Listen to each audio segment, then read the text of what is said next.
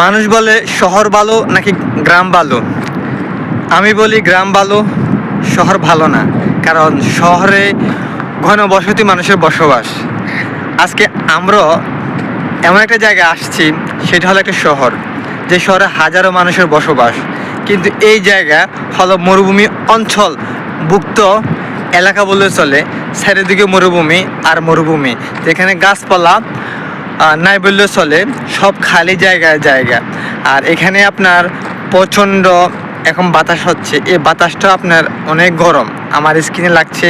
এই বাতাসের যে আপনার হাওয়াটা আছে, হাওয়াটাও গরম।